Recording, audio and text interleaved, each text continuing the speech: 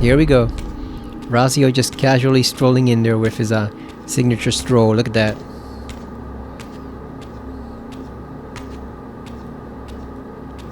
Oh, those do not look well in the modern graphics. They look better in the PS2 graphics.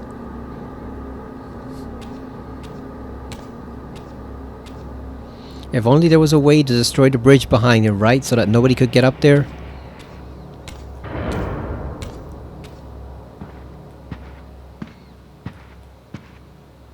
Janos Audron.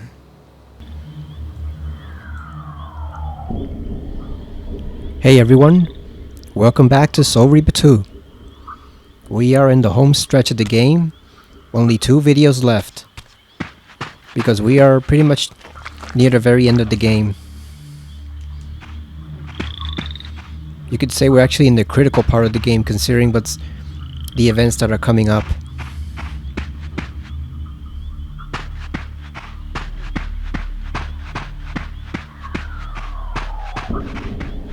For all the butchery of Mobius's crusade, this massacre was somehow more chilling. The killing fields of the Sarafan betrayed a kind of orderly ruthlessness, the cold-blooded righteousness of the true believer. I saw someone once say that they didn't really see any difference between these killings and the ones we saw in Mobius's time. But I do think there's a slight difference. These do seem to be more organized, for lack of a better term. They're not quite as scattered throughout the land as Mobius's were.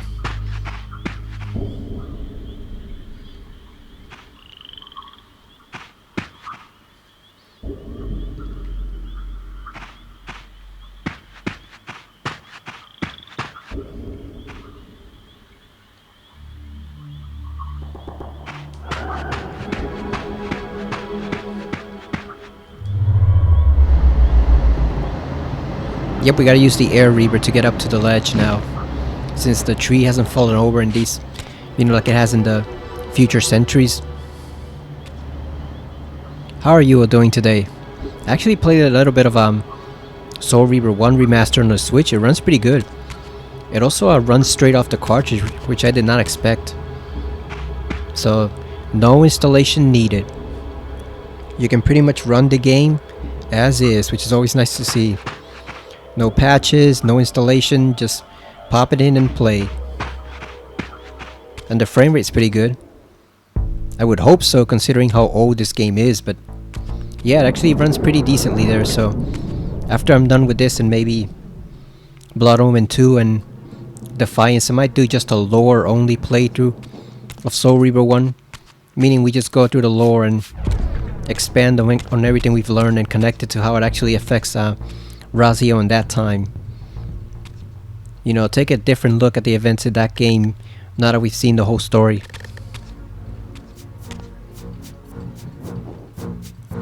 So here's a super critical moment coming up.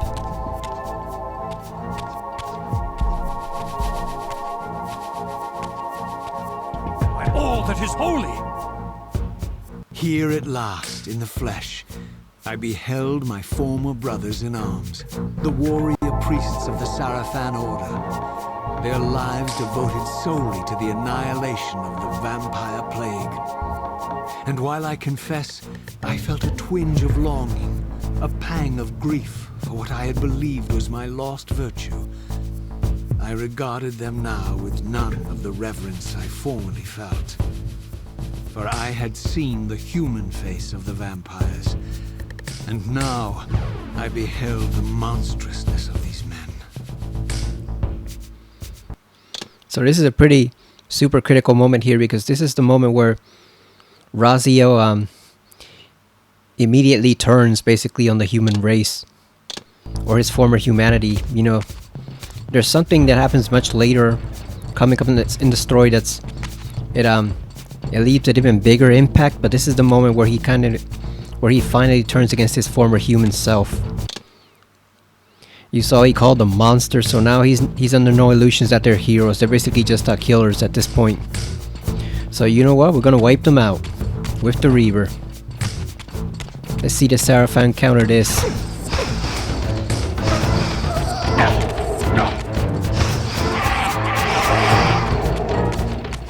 Got a weapon of mass destruction there.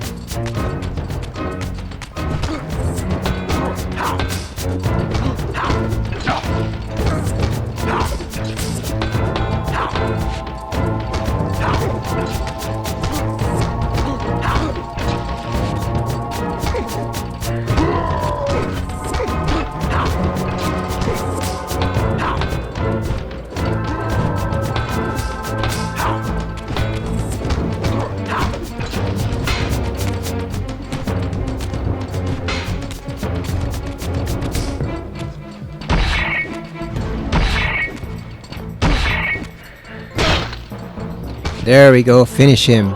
I think that means we used all the finishers for every single finishing weapon in the game. So we used all of them. Funny enough, the Sarafan are actually weaker enemies than Mobius's troops in the future. I guess since they're only fighting vampires instead of fighting demons, they're not as well armored.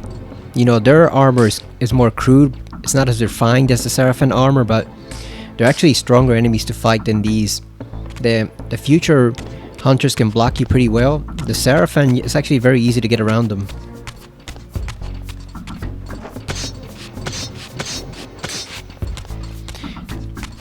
The only thing that bugged me about the Sarafan in this game were their outfits.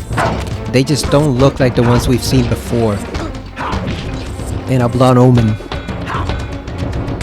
And that actually gets fixed in Defiance.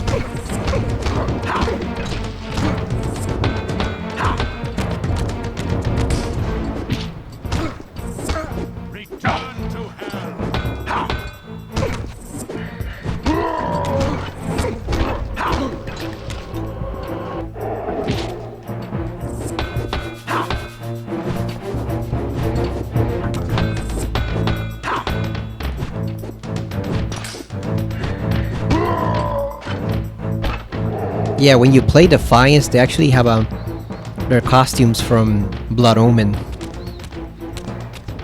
I don't know if it means that these are their regular outfits and those are kind of like their mourning outfits when they mourn the fallen comrades, but for whatever reason they actually did put the accurate costumes there. I don't know why they had them different here. Maybe it is just story-wise. Who knows? There's actually a trophy for killing 3 of the sorceresses without getting hit. But I'm not sure if there's 3 around in this area. I think we have to go for the Reaver so we avoid getting hit by any other enemies.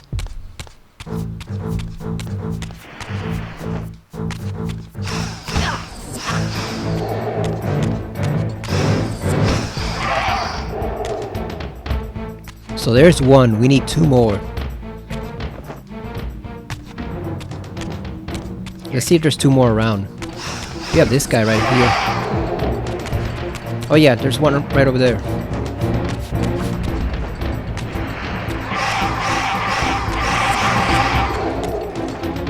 We need 1 more.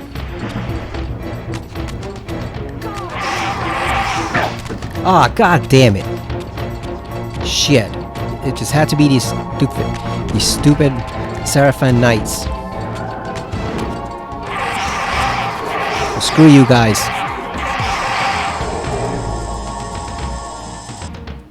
I'm gonna let the Reaver calm down for a bit. Damn it, we almost had it. It had to be those stupid ass Sarafan Knights. Well, there's victim number 1. There's number 2. Is there another one?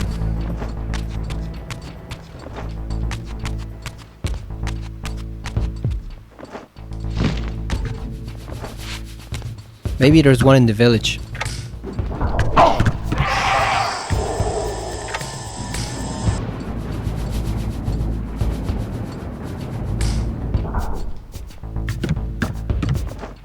We're still gonna have to do another playthrough to get the remaining trophies, but I really wanted to get this one.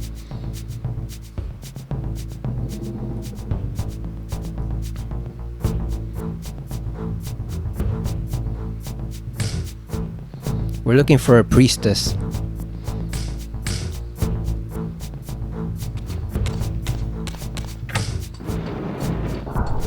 Let's lock those guys out for now. I like the crunchiness of the snow in here, the sound effects.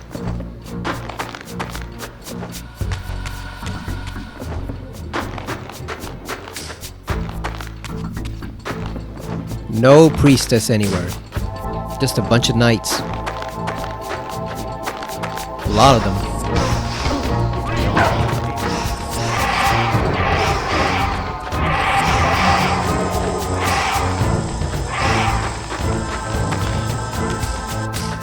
We might have to accomplish that trophy on our way back, because I don't see any other priestesses around here.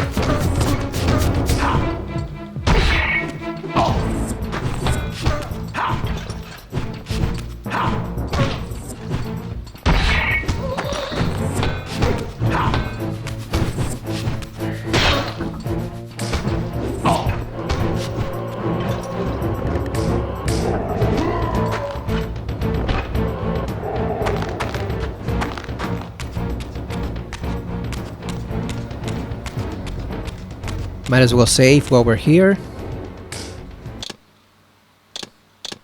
Let's do which one should we save over? Let's save over Ustenheim. That way, in case anything goes wrong, we can always return to that one save file. Gotta keep multiple ones.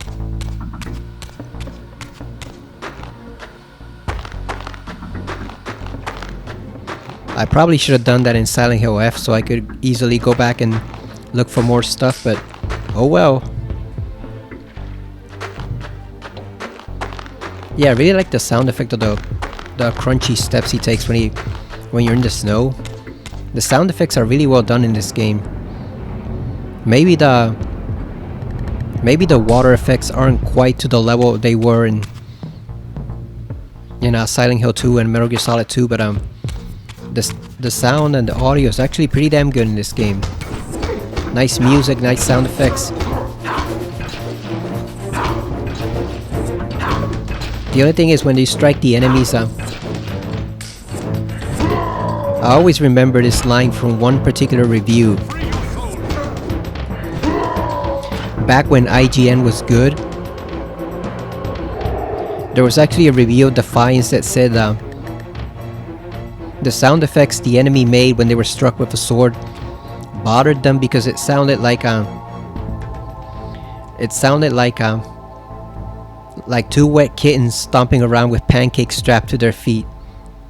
That is an insane visual right there, and I never forgot that from the IGN review of Defiance, that it sounded like two kittens stomping around wet from water with pancakes strapped to their feet. That is an insanely creative visual right there. I never forgot that line from that review.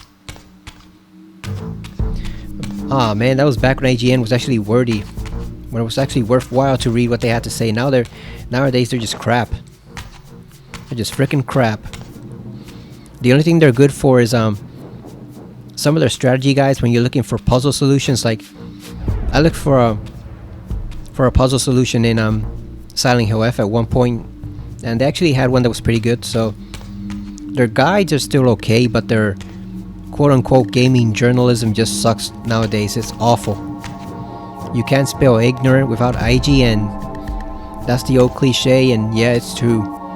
They suck nowadays. Okay, so there's a knight up there. There's a priestess over there. I don't know if there's any others. Anyway, we're gonna get ambushed.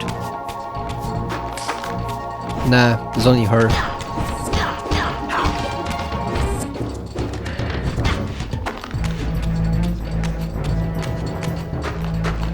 And now we're just gonna leave after killing that one chick. Let them stew in their anger for a while. Oh, we got one. You know what? Let's use the Reaver. See, maybe we can get that trophy. We got one priestess. We need another one.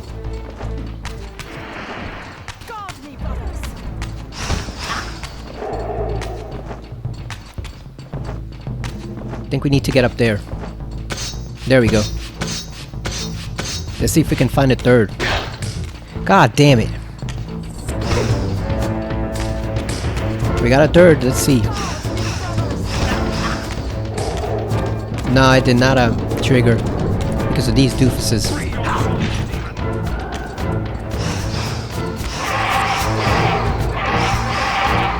So I guess in order to get that trophy, we're gonna have to take out the knights first, and then we take out the sorcerers. So I guess we're gonna have to take out the knights and just leave them be for now. Like, we take out the knights first, we leave the priestesses alone, and then once we gotten rid of all the knights, that's when we go for the trophy. Because otherwise, we're just gonna keep getting hit by their swords.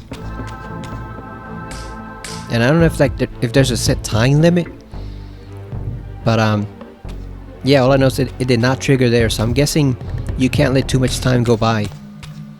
And I thought it was getting hit by the fireballs that they're throwing, but apparently not. Apparently it counts all of them. So yeah, we cannot get hit even once while killing those priestesses. One interesting question here is you can see they're firing fireballs at them. They might only know a limited amount of magic, but they do know magic anyway. So that begs the question, how common is magic in this world? Because in Blood Omen, we're led to believe the main users of magic are pretty much like the Circle of Nine, the sorcerers, you know, guarding over the land. And we see a few more magic users here and there, but not too many. But then here in the Sarafan era, you have tons and tons of priestesses. All shaved bald, by the way. Neil Druckmann would love that. Just a bunch of bald chicks in a medieval time period.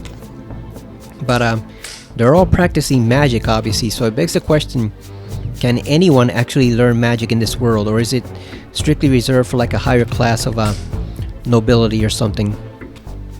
Like, can Cain learn magic in his human form, you know, before he got killed, but then maybe your average common Joe can't learn it? Like, is it something to do with maybe, I don't know, like maybe something in the blood left over from from ancient races? Because as you can see, humans were obviously not the first race in power here. There were others before them, so that begs the question, like, are humans naturally adept at magic? Can everyone do it, or does it take like a special bloodline or something to be able to actually practice magic effectively here? Like, do you have to be partially descended maybe from one of those two races and not even know it? Or maybe from humans that were experimented on by those two races?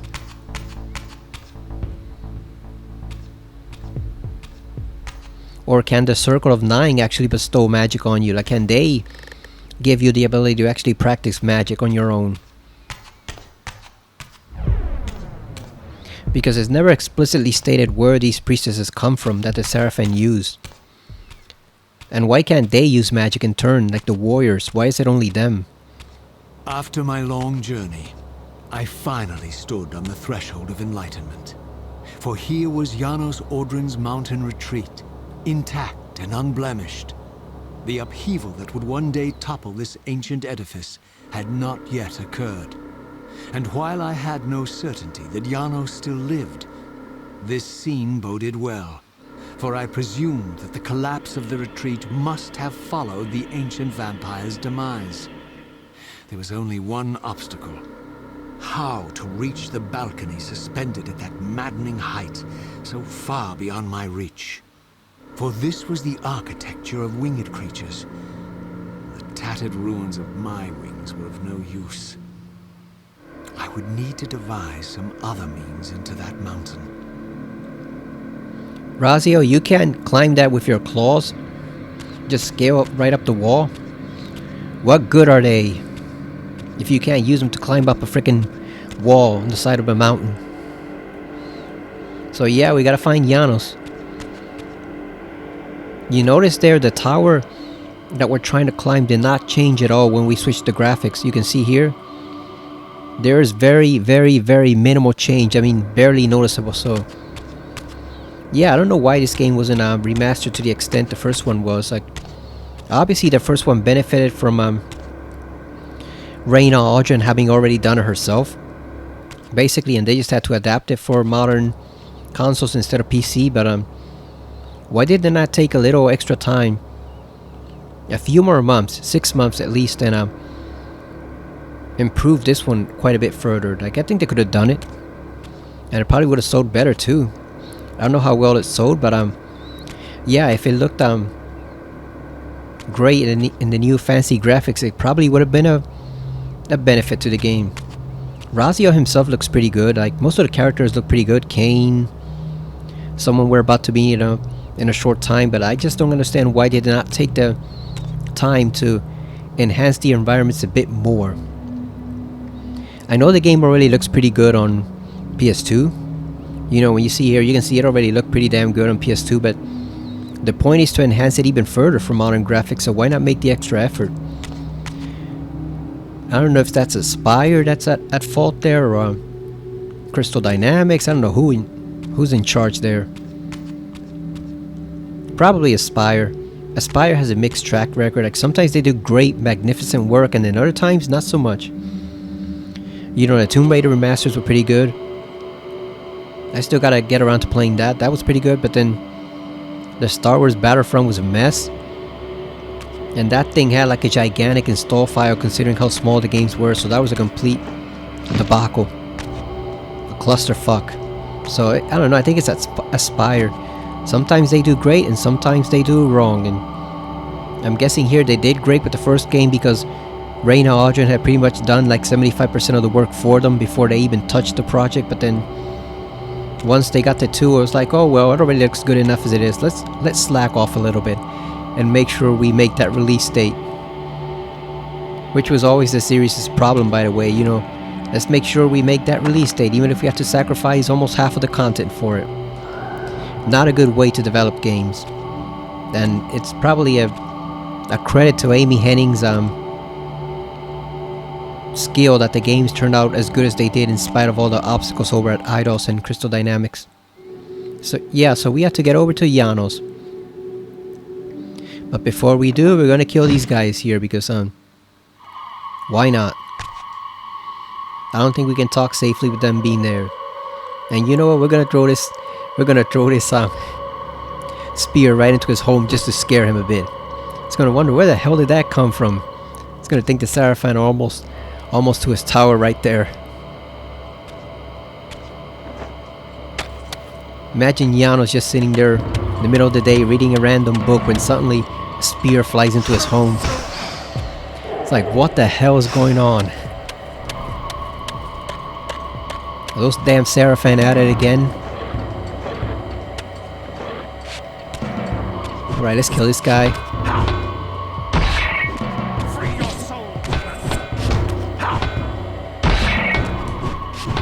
Oh, this guy's blocking. Not enough, though. And too bad for him. Razio's no ordinary vampire. He's a Wraith, which means he can take a lot more damage. Okay, we still got the Air Reaver. So we can still power this right here and get up to that other guy right there. And that also means it'll be activated for when we leave. And we have to come back by this area. You kind of have to wonder why they gave up trying to reach the tower, because judging by the makeshift stairs that they've made here, it looks like they were almost to it, like they were more, yeah, like this one's almost halfway there. So you gotta wonder, how many of them did he pick off, you know, little by little, whenever he would see them getting close to making those stairs. He would just pick off 1 or 2, and that would scare them enough because they realize they have no defense. They can't defend against it from the air. If he has wings, like in the picture, you know, like if indeed he has wings, like in the paintings we've seen and the painting we saw at the cathedral. So you gotta wonder how many of them did he kill to stop them from making these stairs, because it seems like if they had just kept at it, they actually could have reached them eventually. But I'm guessing maybe he has other weapons too that we don't know about that he can throw at them down there to keep them at bay. It just doesn't make sense that they would stop there when they have a pretty clear path on how to reach them. Just keep building the stair, like maybe start all the way over there from where we see the vista, and then just build upwards and upwards until you get there. So I'm guessing he had to have taken out at least quite a few. You know, he had to have murdered at least quite a few of those guys in order to stop them from completing that stairway. I think the Sarafan also have dogs, but I don't think they're I don't think they're present until we start getting back towards the Sarafan stronghold near the pillars. I think that's where the dogs are. Alright, so we have a Dark Reaver over here. How many of them do we have? We have one guy over there. We have one guy over there. Now, to be clear, we don't actually have to kill these guys. I'm just killing them because, you know, they're scum. They're scumbags, so we gotta get rid of them. What better way to make a better impression on Janos than if he looks outside the window and sees the area has been completely cleared of Sarafan.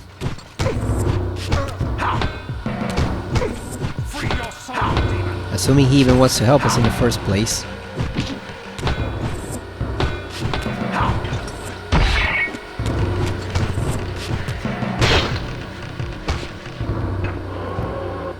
Alright, that's 3 of them so far. I was gonna say 2, but I forgot about the guy at the bottom of the platform over there.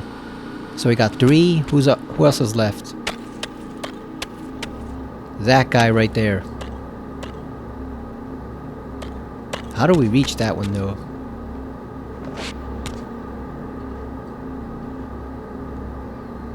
I think we can only reach him in the spectral realm.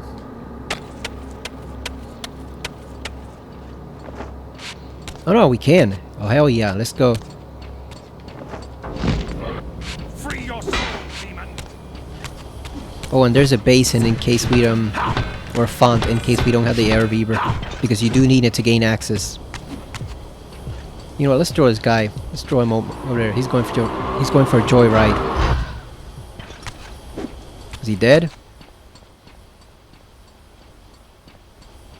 Nope, he's still not dead. I can hear him. I can hear him moving, so let's go down there and finish him off. Oh, there he is right there.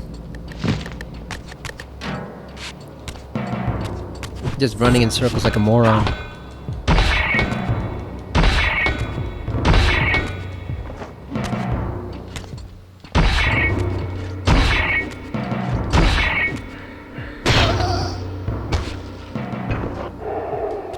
Alright, we finished them all off. Yeah, I think that's all of them. We got the one over there. We killed all those behind us. And we got these 2 jackasses right here. So I think we're fine for now.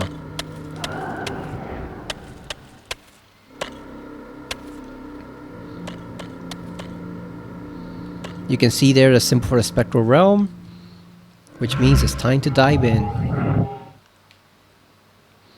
You also notice one big thing that's missing from this place. There are souls, but you notice there's no slough out. There's no scavengers here. So this is a pretty desolate area at this point. Pretty lifeless. Not too many people venture out into the ice, I'm guessing, which means there's less souls to attract the predators there.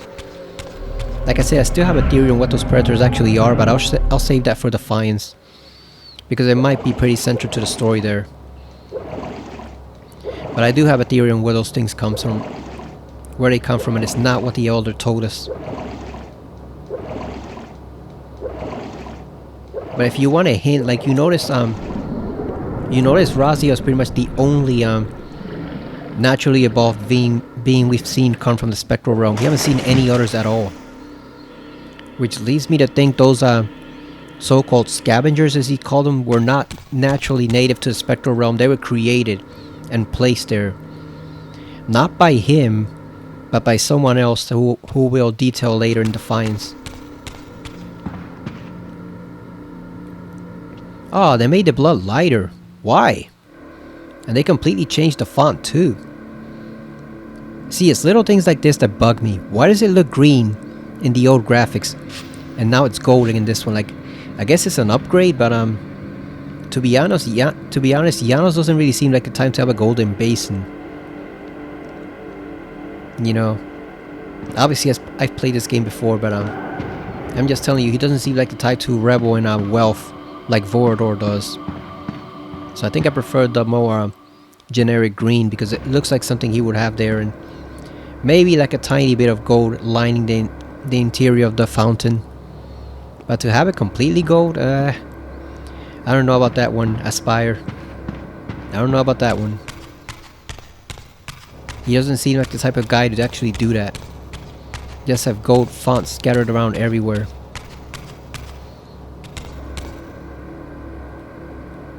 These haven't changed much. Yeah, so it's pretty much the fonts. Everything else is basically the same.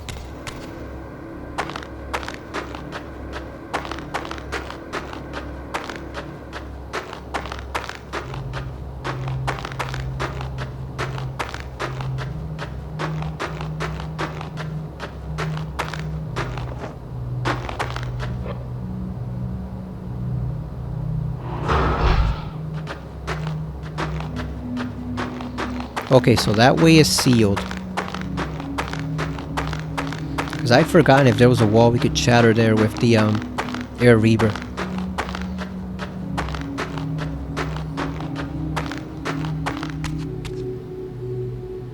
Okay, so we need... Oh, there it is right there.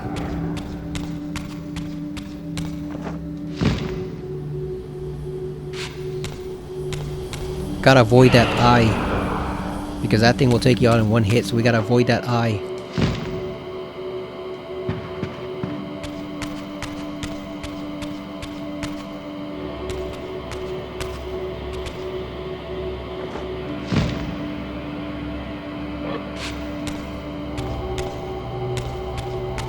Now I thought this puzzle was so cool when I first saw it as a kid.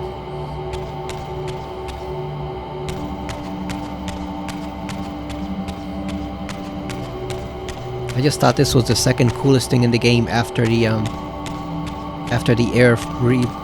forge.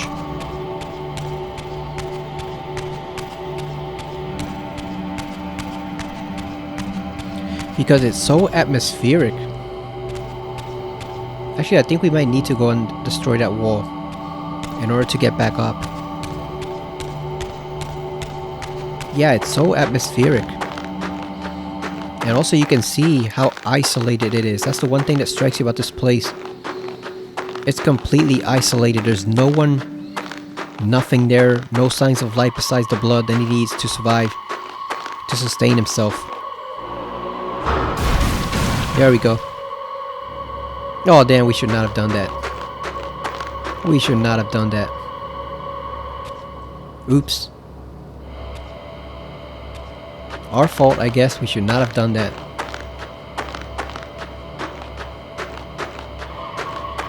Sorry, Janos. We might have compromised your safety just a bit. Just a tad.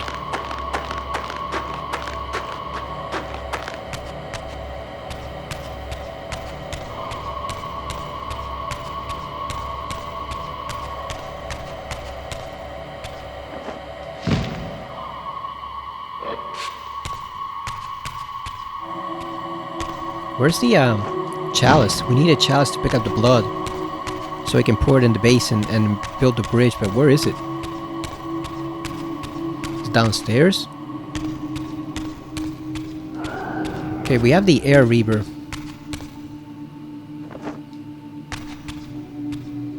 It is downstairs.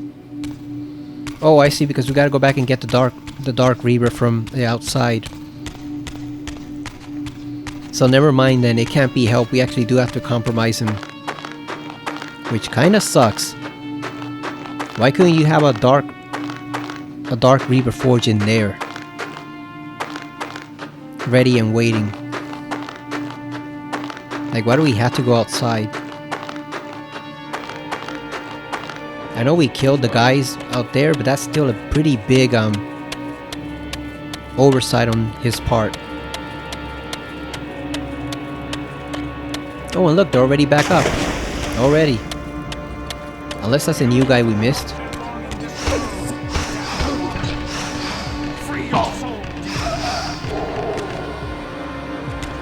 Okay, that's the light Reaver. Where's the dark one? Oh, it's up there.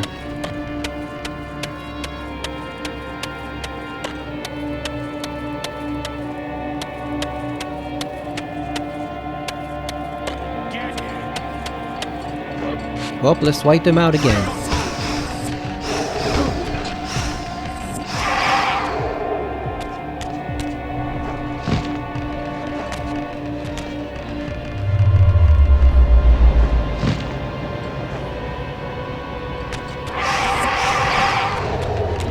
There will not be any witnesses left to tell them what just happened with that opening. You know what? Let's go kill that other guy again, just for the hell of it. This is a no Sarafan zone.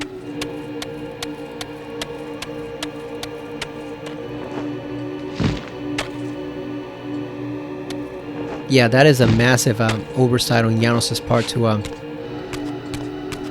not have all the tools your prophesied hero may need inside your fortress or whatever that thing is, inside your base.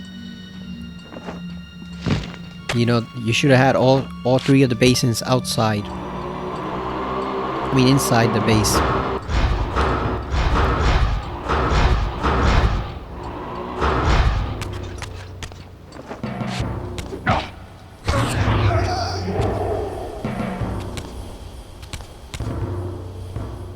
Alright, they're gone.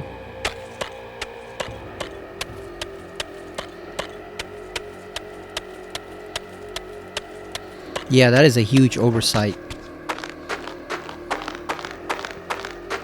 Never really thought of it before, at least in recent times that I've played this game, but yeah. He really should have had all three elemental forges, or fonts as they call them, inside his fortress here.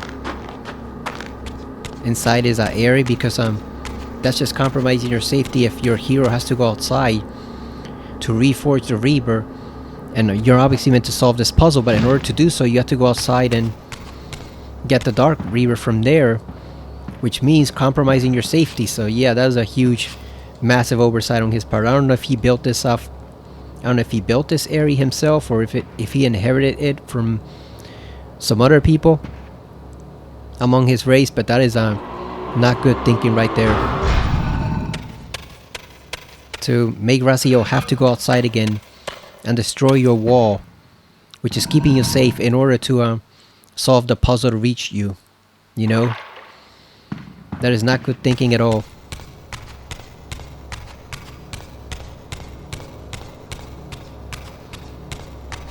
I guess maybe the expectation is that he can handle anything that comes his way, but still, it's quite a serious breach of safety there.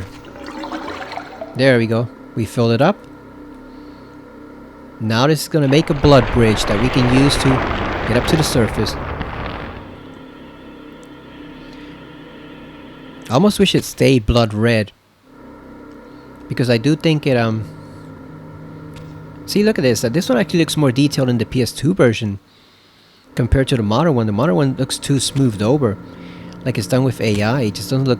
It doesn't look right. But I almost wish it had stayed blood red, so that it looked like it had a blood red carpet, because that is a really cool look for a bridge. To have like this blood red bridge with this blood red carpet, just, you know, all the way down from the beginning to the end.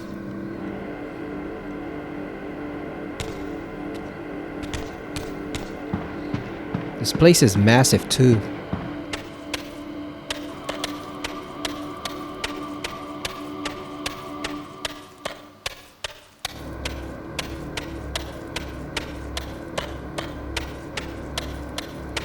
I'm guessing nobody's been inside here besides Janos for centuries.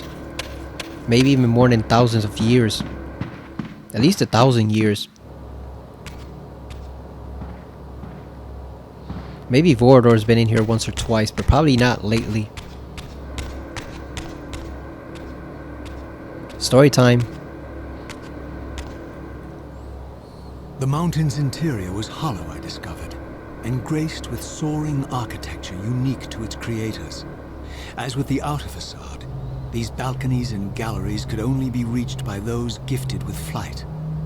With only my ruined wings to carry me, this towering labyrinth seemed impassable, while the object of my quest lay just beyond my grasp. For here, suspended at the apex of the chamber, was the threshold that surely led to the great vampire himself. I didn't know whether Janos Audron was the monster depicted in the stronghold, or one of the noble creatures memorialized among the ruins of the ancient vampires. And I didn't care. Demon or angel, he alone held the key to my destiny. Alright, so we've got to reach them. Gotta get all the way to the top of that. To the top of that mountain.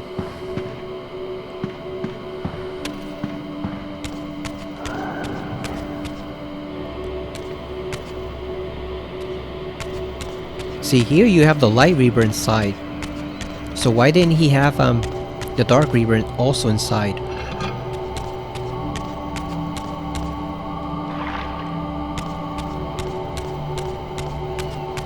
Kinda looks like Kool-Aid, doesn't it?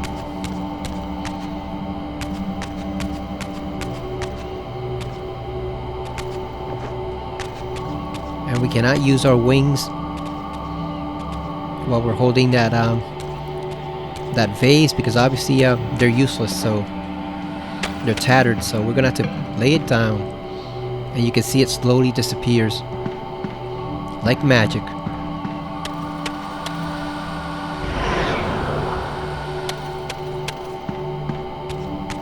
So the key to this puzzle is basically to hit the symbols for the light Reaver. You basically have to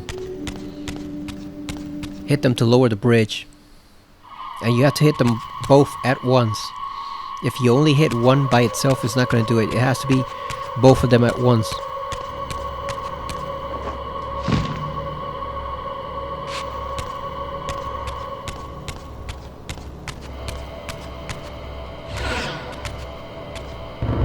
See, there we go. We got them lined up.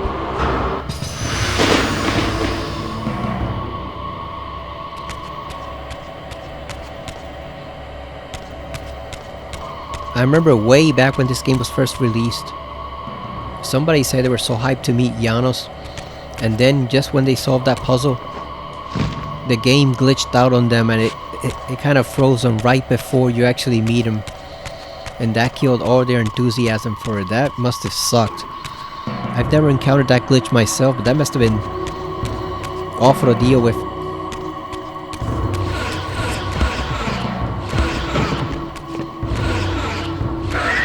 After all the trouble you've gone to reach this legendary figure, this legendary character, the game just glitches out on you and you can't see the cutscene. That must have sucked.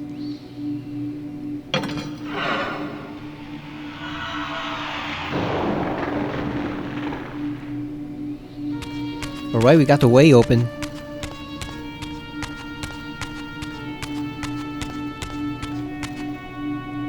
So we need to fill that one.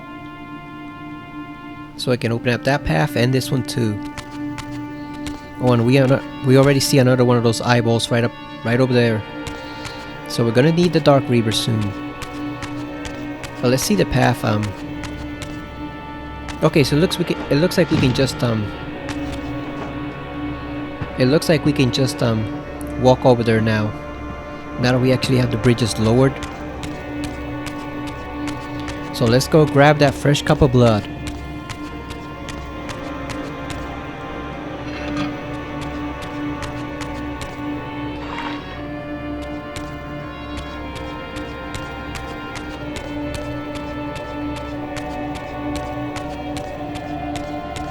Boy, this would be so much easier if Razio's wings actually worked. Like they're supposed to, if they weren't tattered ruins.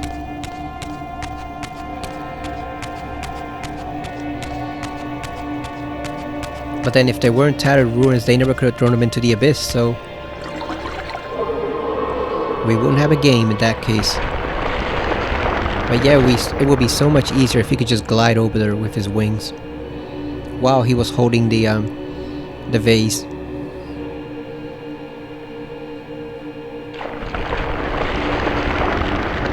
There we go, we got the Air Reaver now. See, I wish they stayed that color. Blood red. The way it is now, it looks like some type of marble created from the blood. Must be some ancient vampire magic. I don't even know how you would do that, create marble from blood. Never mind this, look at that, just blood just flowing down there. We've unlocked all sorts of things. Yeah, this is some alchemy slash black magic type of stuff. Blood magic. which I've heard is actually a thing in some games.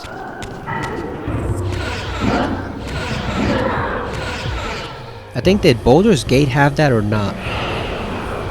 I know Vampire the Masquerade probably has it, blood magic, but did Baldur's Gate have that or not? You want to activate this so you can easily glide upwards. Otherwise, it becomes very difficult and tedious to go back and forth between the sub-levels of the fortress here. So you want to make sure you always activate those airlifts.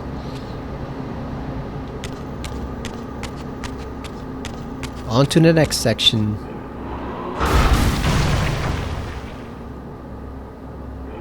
I wish the Reavers had more abilities like those. I know they were short on time and they had to cut a lot of it, but it would have made it much better if they at least had something. Like, let the Fire Reavers let them you know, set your enemy on fire. Let the Dark Reaver, like, I don't know, blind him or something, like,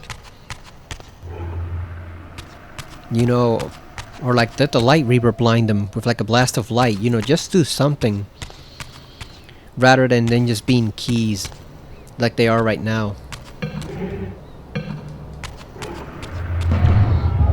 Ooh, I forgot that eyeball was up there. God damn it, now we gotta go back. I completely forgot that eyeball was up there.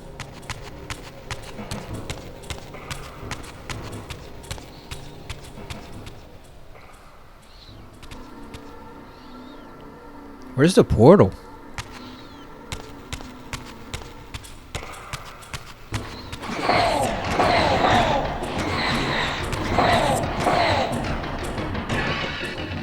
So you notice we have one scavenger here. They take pity on us and give us one scavenger to feed Razio's meter so he can return to the physical world. But you notice there's no souls in here at all, which means no one has been here in a very, very long time. And no one has died here in a very, very long time. Oh, there's one stray soul. I'm guessing maybe some... Oh, there's a couple. I'm guessing some vampire souls left over. I guess we might as well put them in the Wheel of Fate again, instead of just letting them linger there. Yeah, those gotta be vampire souls, right? Left over from ages ago, because there's no one else there. So I'm guessing they are vampire souls. Okay, so we have the Light Reaver there, but we need the Dark one so he can blind that sentry.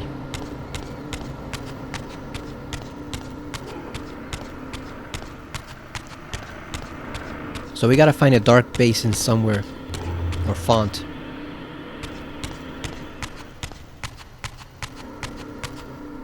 See, it's right there. But where would we see the Dark Reaver? I don't see it anywhere.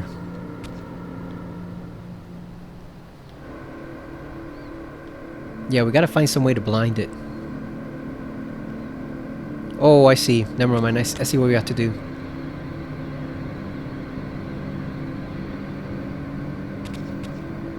Then we gotta go back down and get the light one.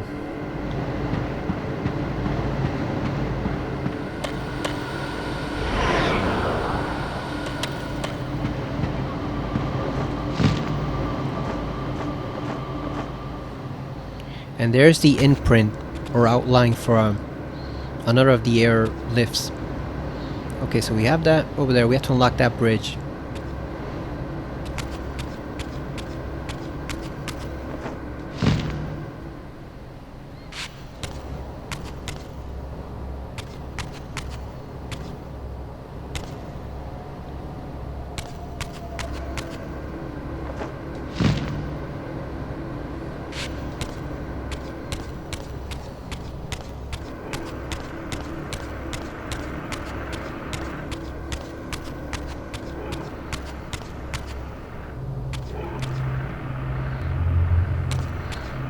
There it is.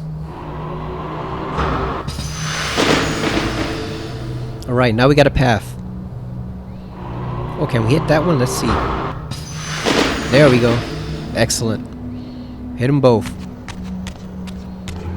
Okay, so now we can go over there. There's the Dark Reaver.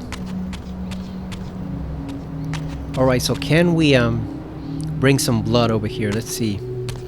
Yeah, I think we can. We can just grab the vase right there, or jug, whatever this is.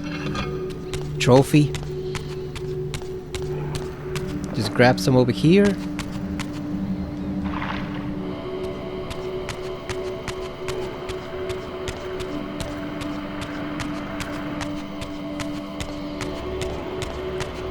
Now there is a trophy for solving the puzzle in the next area within 10 minutes. Thankfully there's not one for this one, because this one takes quite a long while to solve. You can see it has very many steps to it, so it's not something you can solve easily in like 5 or 10 minutes. I think it takes you minimum like 20 minutes to solve it. So I'm glad they didn't put a trophy with a time limit for this one. Alright, now we unlock that airlift right there. We gotta go turn it on. Let's get rid of this guy too over here.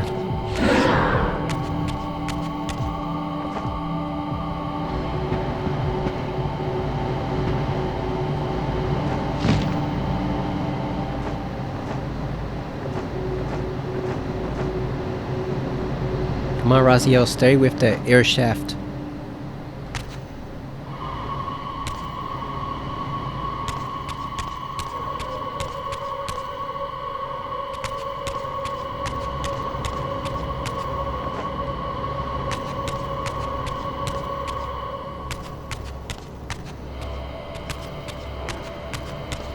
Where's the air Reaver?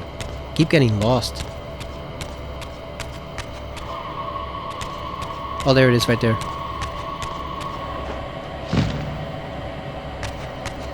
That is the one bad thing about it, the way you have to keep switching between them. Whereas at least in Defiance you can switch between them with just a menu. Because there they become permanent. You don't have to keep reforging them over and over again. Or as he says, imbuing them with elemental energy, like you just switch it over in the menu. So it's a much easier way to do things. Okay, so we got that one out of the way. Let's take the dark one.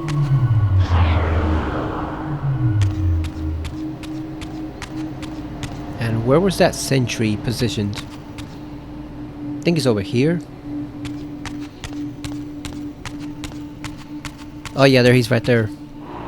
Just blind that thing.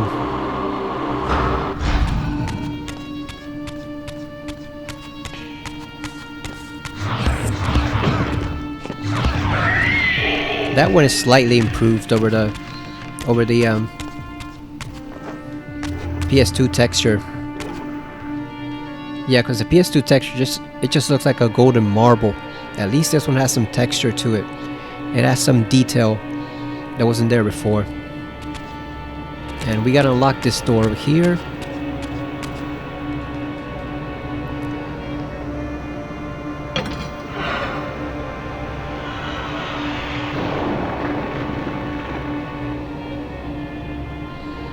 And now we have to refill this vase as well. Or this font. That'll lead us right over there to the third section of the retreat. It's not really a fortress, it's more like a retreat. You know, Janos has basically retreated from civilization at this point.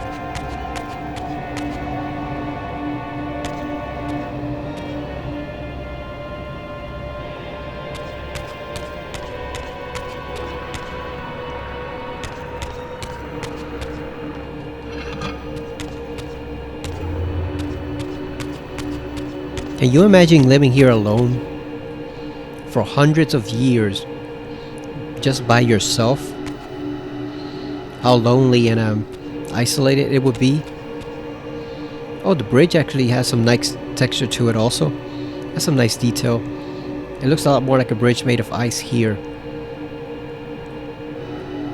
Or at least glass. Yeah, this one does look much better. So it's 50-50.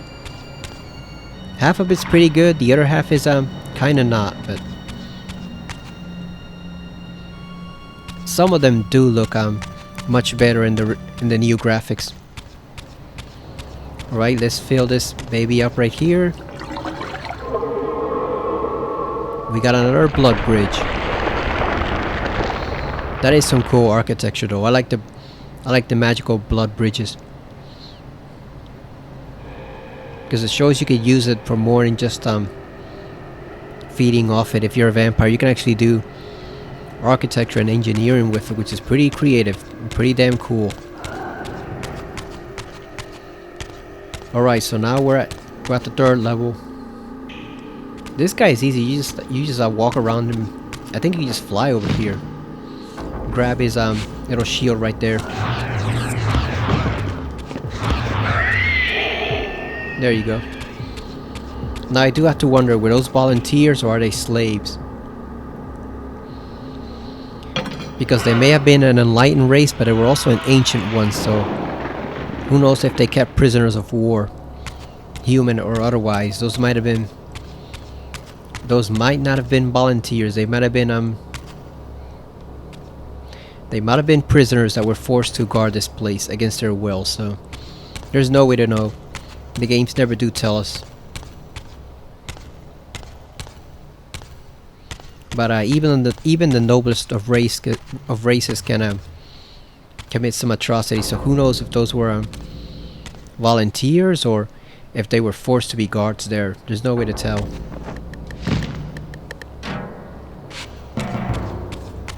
I think we're almost to Janos. I think there's only one more level that we have to clear. Let's open this up. Right over here.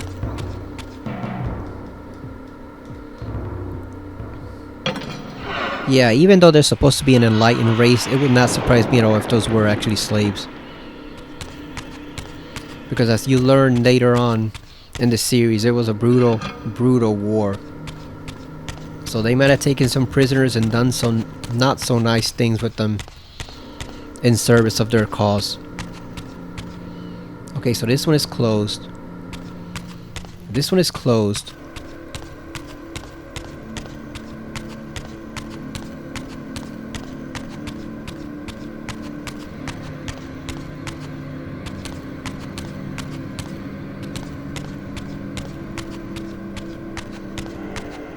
Trying to see where the next one that we need to lower is. Okay, so we have a bridge over here. We need to build that one.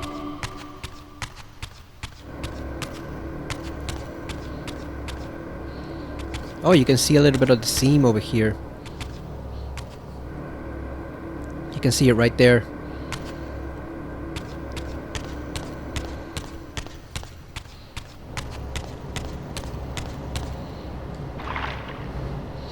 At least the blood fountain is always near the stairs because of the way it's positioned.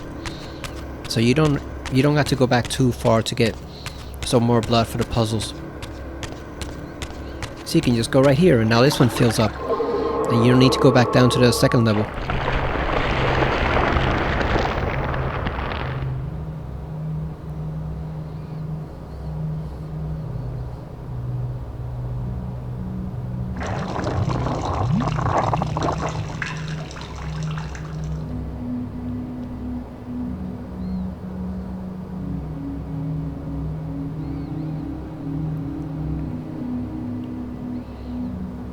It's quiet in here too, which is a drastic difference compared to the rest of the game. The music here is subdued, it's muted.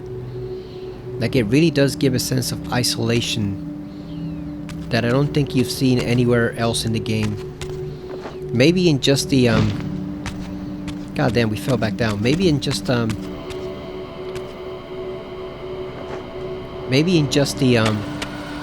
temples, like the forges. like the dark one, the light one, the air one. Maybe there we felt the isolation, but generally speaking, the music's been pretty loud. You don't really feel the quiet the way you do here.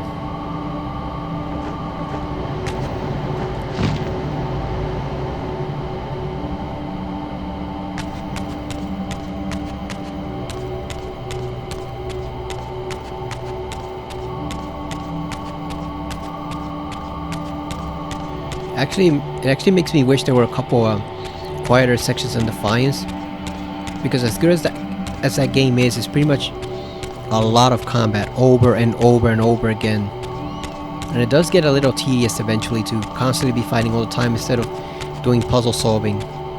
You know, they kind of made a misstep with that game. They made it too DMC heavy in terms of combat, when what they should have done was just do the DMC combat and keep the puzzle solving, and you would have had a perfect platformer and probably one of the best games on the PlayStation 2. But then, as usual for Crystal Dynamics, they made a misstep there and kind of compromised one for the other. Like, they listened to the complaints people had here that the combat was boring, but then they removed the puzzle solving, which people actually liked. So, and the thing is, not a lot of material was cut from that one, so it wasn't a situation where all they had to remove it because they didn't have the time. No, they just plain didn't do it because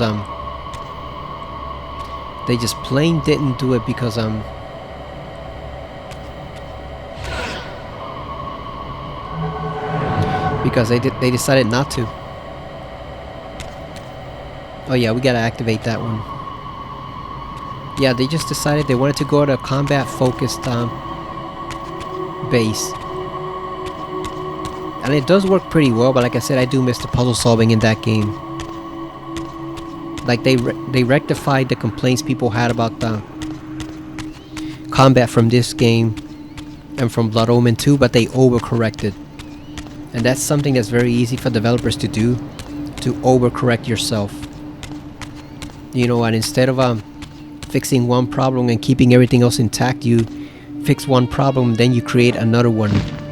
Which is pretty much what they did. They overcorrected and became focused on all combat instead of half combat, half puzzle solving, which is what they should have done in the first place. If they had, the game probably would have sold better, and we probably could have gotten a proper conclusion to the series. That final game, the one that said The Dark Prophecy, we probably could have gotten that if the fifth game had sold better. But it is what it is. You can only make those decisions at the time you're developing the game, and like, god damn, the stupid eyeball. Hate that thing.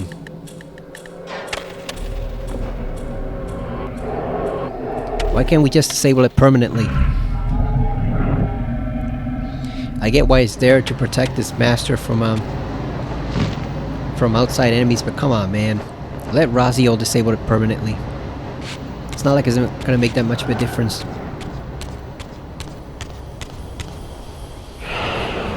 Alright, so we got the Air Reaver back. Surprisingly, that actually brought us closer to where we were. It brought us closer to the Air Reaver than our position before. So let's activate this one. Alright, we got that one. How many of the light bridges are left? Let's see, we got that one right there. Got that one's activated. That one's also activated. Oh, I think that might be it. Let's see. No, we need one more. There we go. Break that open. We need one more. So let's go grab the light Reaver. That's why if they ever did remake this game, and I mean really remake it for like full-blown budget, more time, bigger team, etc., I actually wouldn't mind if they added stuff to this. Like, they could take all that stuff that they took out, the Reaver abilities, the elemental glyphs. There were supposed to be 9 glyphs, the same way there were in Soul Reaver 1. Put all that stuff back in. Put the Spirit Forge back in.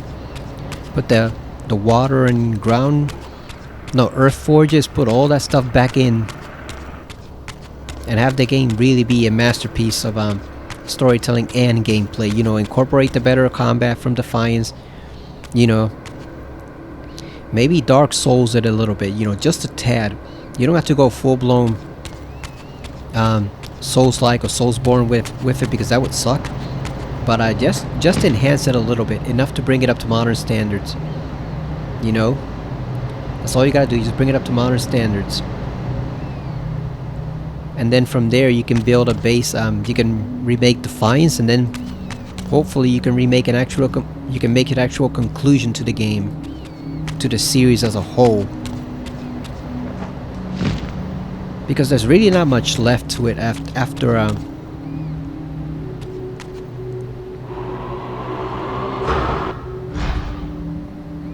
there's really not much left to it after Defiance. Like, the story threads are pretty clear on what the protagonist has to do at that point. So like it wouldn't be that difficult.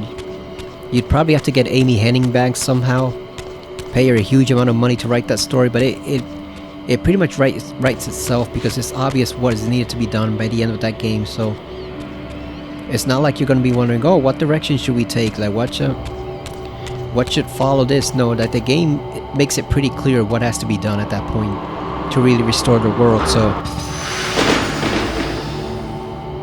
it's like the first two Metal Gear games, not Metal Gear Solid, the first two Metal Gear games, 1 and 2 from the MSX, where it's basically literally written out for you. All you have to do is just make the game. Like the scenario, the script, the story, it's literally written out for you. All you have to do is make the game at that point. So I don't know, hopefully we get something new from them. At the very least, I would hope they would do a remaster of Defiance, because that game needs it. But if not, at least we got these two, right? At least we got this. I also wouldn't mind a full-blown remake of Blood Omen, to make it an actual RPG instead of like the half-assed RPG that, god damn, fell all the way back down to the bottom. Like the kind of half-assed RPG that Silicon Knights made it. Like, they had good ideas, but Silicon Knights being Silicon Knights, they didn't exactly deliver on them to their full potential, you know. Like, that game has not seen its fullest potential. You could do a lot of amazing stuff with that game, especially now that you have the whole Soulsborne, Bloodborne, Souls-like thing. That's a game that would be perfect for.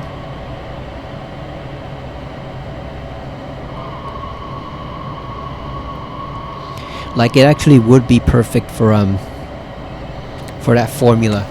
It actually works for Blood Omen in a way that I think it doesn't quite work for the rest of the games in the series.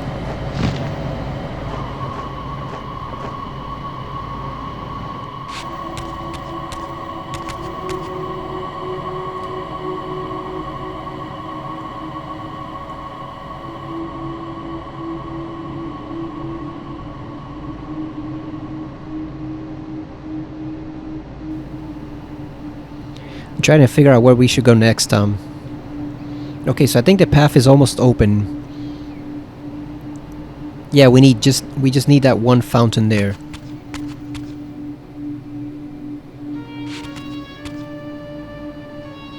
Okay, so we got the path.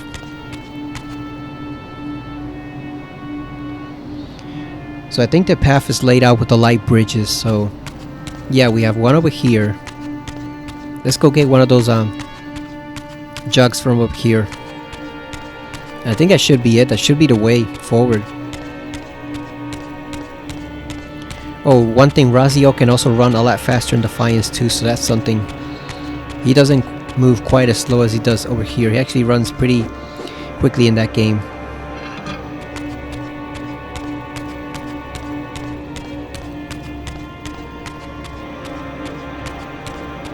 But we are almost done with this one. We're almost through.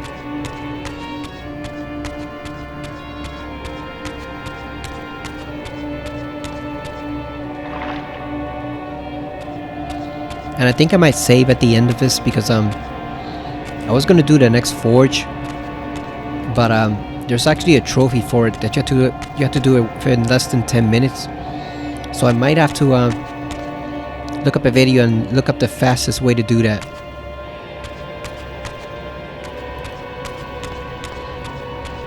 And also, like a certain scene that happens now, I was wondering, I think it might actually be better if we save it for the next video, for the grand finale. Because it's a pretty important scene. It's a pretty important scene.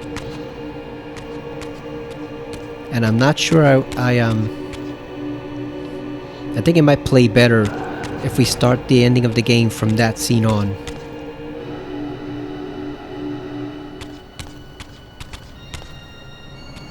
Alright, here we go. Look at the Reaver design too. I always liked the Reaver designs on each side of the passageway. It really is like a holy relic. Look at that, it's got his paw print ready for it. The 3 cloven fingers.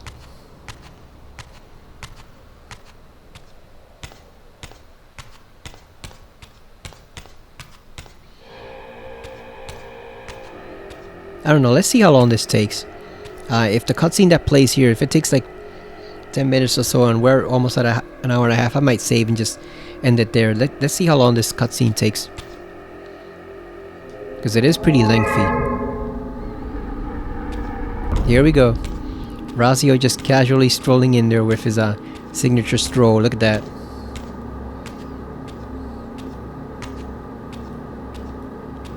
Oh, those do not look well in the modern graphics. They look better in the PS2 graphics.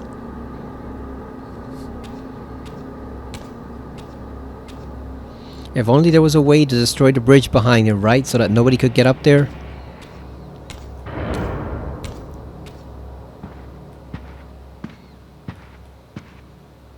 Janos Audron. It is heartening after all these years to hear my name spoken without contempt. Oh, he looks good. Raziel? My child, what have they done to you? I have been dragged through hell and back. All it seems to reach this moment. But I don't yet know why. For thousands of years I have waited, alone here, losing faith.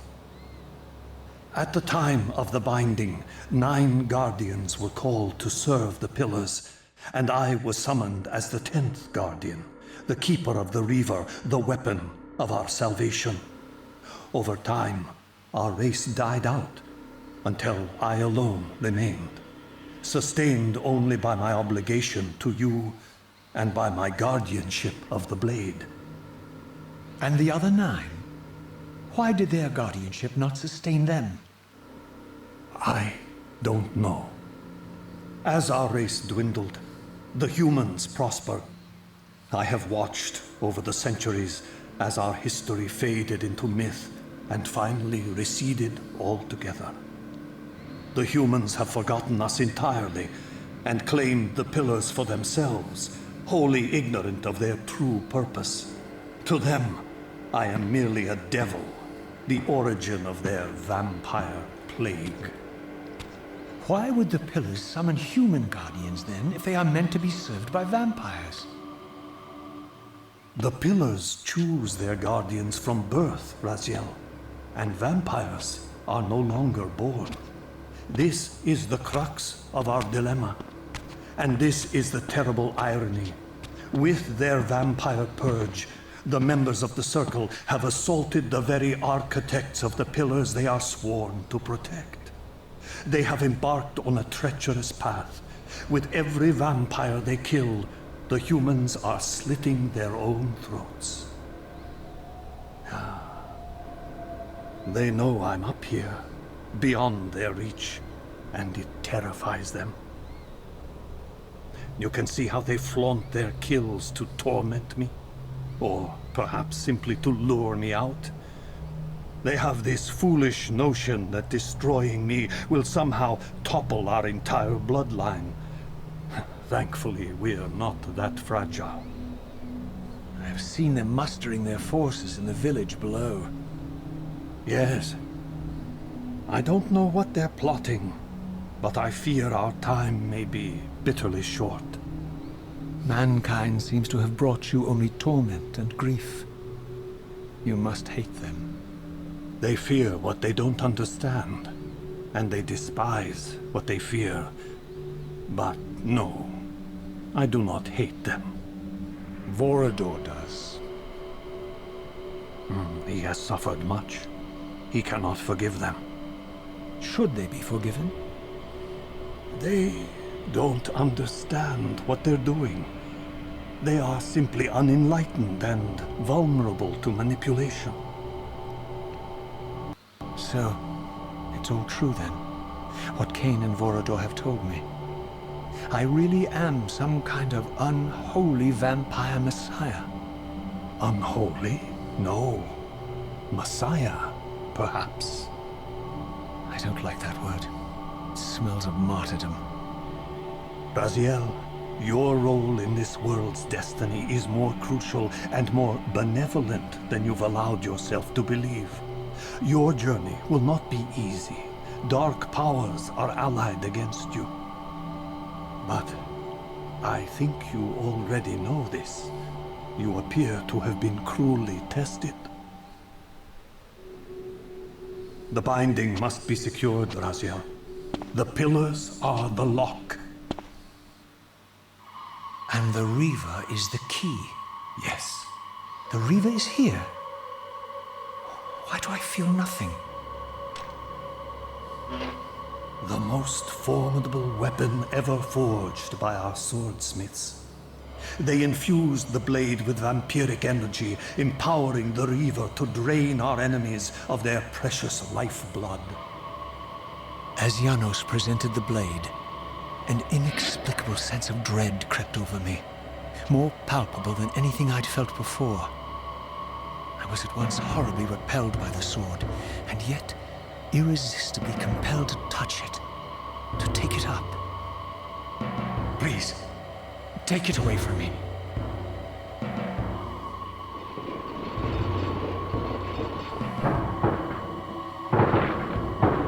I fear you have been followed. Yep, that opening, Raziel, made like a dumbass. You must save yourself, Raziel. Janos! No!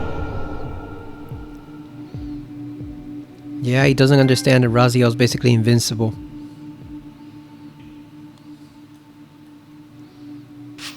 My surroundings whirled sickeningly, and I found myself transported safely away from the ambush to an adjacent chamber. Janos had delivered me from the Sarafan, selflessly forfeiting his own safety to preserve my life. And now I feared that my newfound mentor would be slaughtered by the very crusaders I had so recently revered.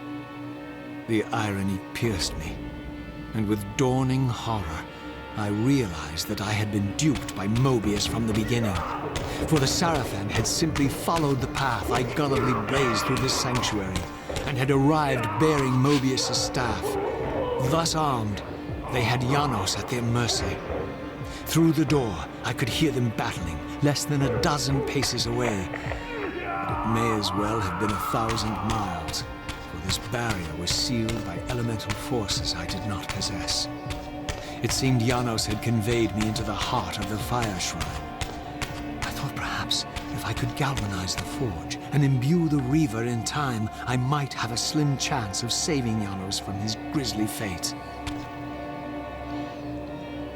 It's funny how he seems to believe he can actually try to change what's already happened. He keeps forgetting what Cain told him. You can't change anything without the Reaver. No matter how hard you try.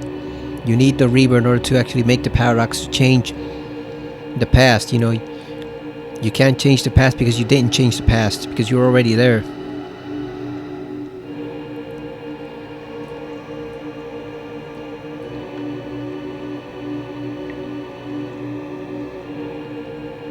Let's see if there's a save point we can go to.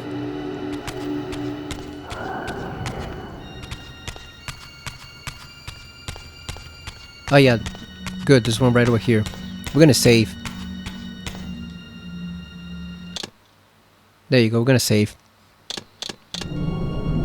Because, we're gonna save because, I just remembered that there's no save point until Ustenheim, which means that if we go back and complete this right now, first of all, we need to try to do this in under 10 minutes here. This forge. And I do not remember how it goes, so I gotta take some time to recall all that and maybe watch a video or two and see what the best way to do it is. But yeah, we gotta do that, and then we gotta see the cutscene afterwards. And then once we're on our trek back to the Serafen Keep, we're not gonna have any save points until we reach Ustenheim, which means we basically have to fight our way through everything there. And there's gonna be enemies, both Serafen and demons. They'll send demons after you.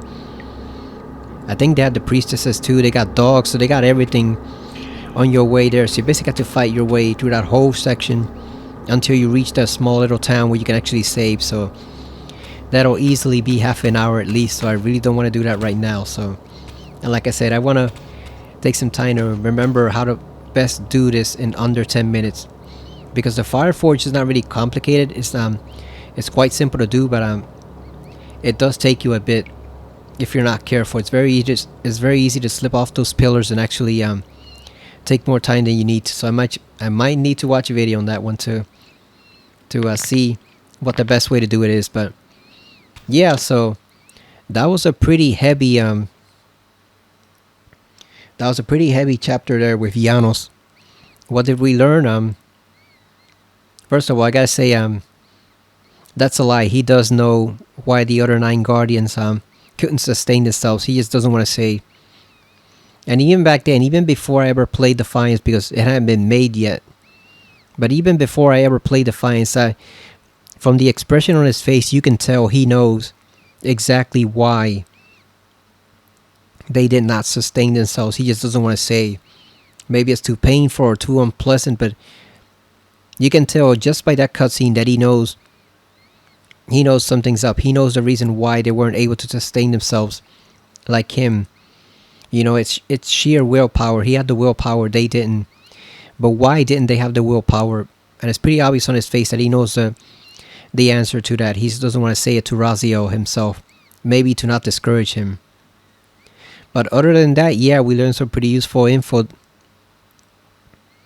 The pillars were made by vampires. The ancient vampires. They were made to lock away some grave threat we haven't seen so far. And then as the humans took over, the pillars started calling human guardians once the land started running out of the ancient vampires. So yeah, Cain was right. Like the vampires did create the pillars that sustain the world. So technically speaking, the world does belong to them, not to the humans who have taken it over. And we'll find out a lot more of that backstory in Defiance and a little in Blood Omen. Like a lot of Blood Omen is just kind of like a slog with Cain fighting the new version of the Seraphim, but you do get some interesting backstory on the history of Noskov near the end of that game, so we'll probably play that eventually. It's a pretty interesting game just to evaluate how different it is from the other Legacy of Kain games. And, you know, a couple things are different in a good way, and then most of it is different in a bad way, because Amy Hennig was not involved with that game at all. It was a brand new team, and it shows that it was a brand new team, but they still do deliver some vital backstory on the ancient war that happened in this world in that game. So we'll play it eventually, and then we'll play Defiance, which is where the real meat of the story comes to bear. That's where you really find out everything that's going on in the world and exactly how everyone is connected to it, and what each player's role is in that little conspiracy that seems to cross time and space itself. You find out all that stuff in Defiance and get to fight some pretty cool boss battles. So I'm definitely looking forward to playing that game, especially now that it's on PSN. We can play it a lot more easily now. And then I might do a playthrough with some mods, because a long while back someone, I don't think it was Janos Audron herself, but I think someone made some mods for Defiance where you can get some of the characters in the original Blood Omen clothing, which is actually a pretty decent thing to apply in that game, especially for one particular character that appears in that game. I did not like his outfit at all in Defiance, and you can actually kind of replace it with the old Blood Omen outfit. So That's something I always wanted to try, but we're gonna have to.